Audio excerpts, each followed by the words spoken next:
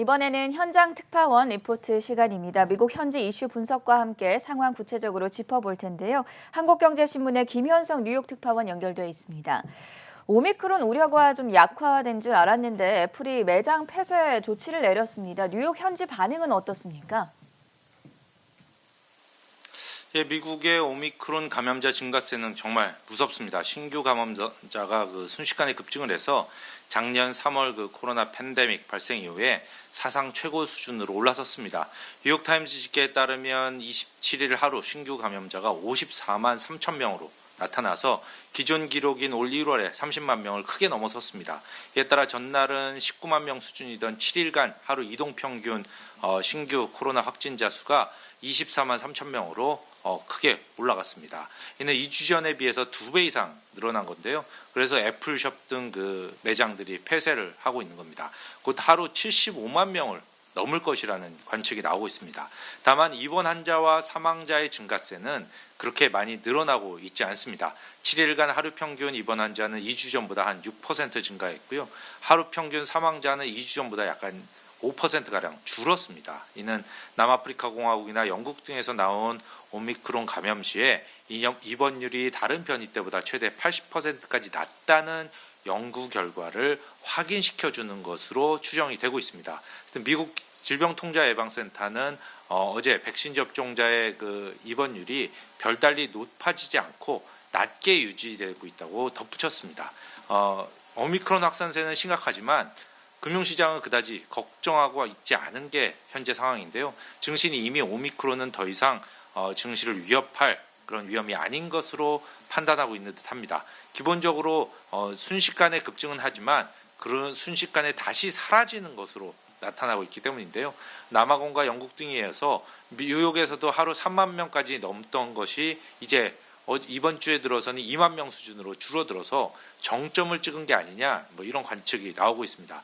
펀드 스트레스는 미국의 감염자 수가 내년 1월 9일께에 한 40만 명 수준에서 정점을 찍은 뒤에 내년 2월 9일께에는 다시 3만 8천 명 수준, 거의 정상적 수준으로 돌아갈 것으로 보고 있습니다. 이는 하루 감염자가 아니라 7일 평균 감염자, 하루 감염자입니다.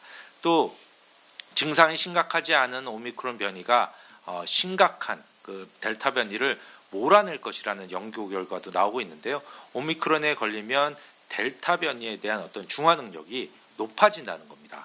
지난주에 인터뷰를 했던 네드 데이비스 리서치의 에드 콜로스홀드 미국 주식 최고 전략가는 남아공의 데이터를 보면 오미크론 변이는 매우 전염성이 높지만 상당히 빠르게 지나가는 것 같다면서 이번 감염 확산세는 지속기간이 약 8주에서 10주 정도로 예상이 되고 일단 정점의 신호를 보게 되면 금융시장은 빠르게 이를 지나쳐갈 것이다. 이렇게 예상을 했습니다. 오미크론에 대한 월가의 다양한 평가들 짚어봤고요. 지금 월가는 연말 휴가 시즌이라 특별한 일정이 없겠지만 이번 주도 연말 잘 마무리하고 새해를 잘 준비해 봐야겠죠. 어떤 이벤트들을 주목해 보면 좋겠습니까?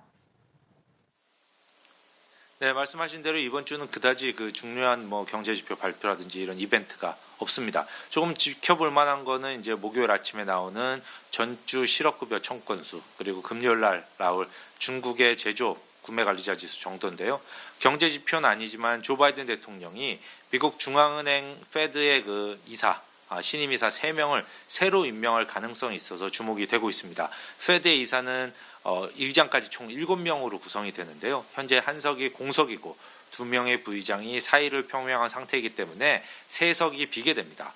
페드 이사는 통화정책을 결정하는 FOMC 연방공개시장위원회의 상임 멤버죠. 그래서 어떤 성향을 갖고 있는지가 매우 중요합니다. 바이든 대통령은 올해 말까지 이들을 임명할 것이라고 밝힌 바 있는데요. 이와 관련해서 월셔널은 방금 전에 바이든 대통령이 세라 볼룸 레스킨 전 페드 이사를 은행 감독 담당 부의장직으로 고려를 하고 있다고 보도를 했습니다. 레스킨 전 이사는 2010년부터 14년까지 이미 페드의 이사를 지냈고요.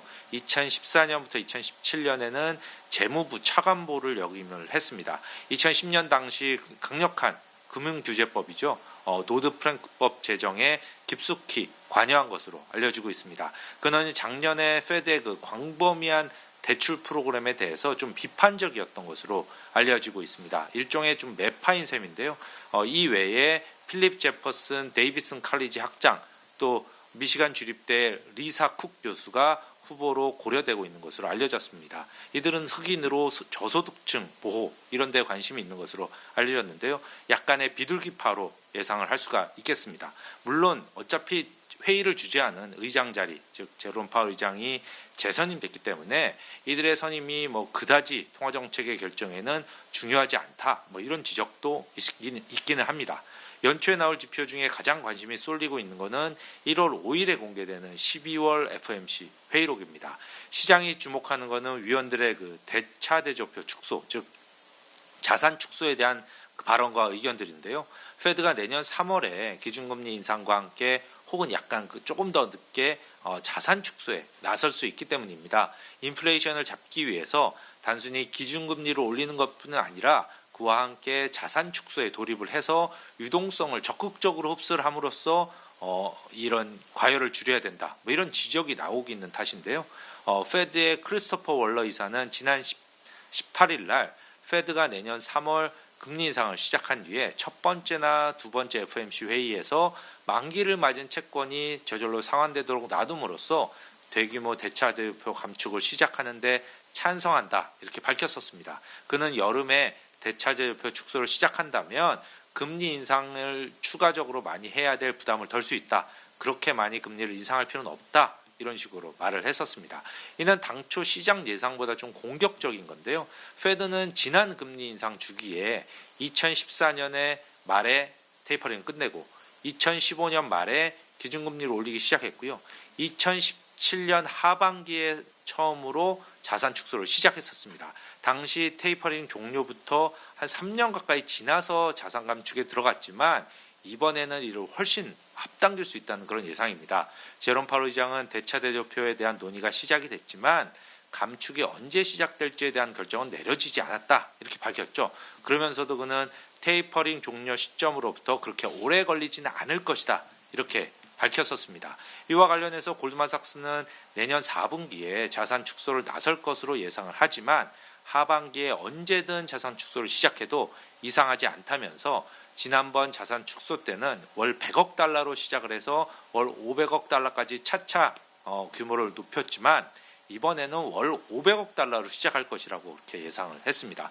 그러면서 페드의 자산이 미국의 국내 총생산 GDP의 약 36%까지 늘었는데 월러 이사가 밝힌 대로 이를 15포인트 정도 줄여서 21%까지 낮출 경우에 미국의 장기 금리는 약 0.3%포인트 정도 상승할 것이다. 이렇게 내다봤습니다. 지금까지 뉴욕에서 한국경제신문의 김현석 특파원이었습니다.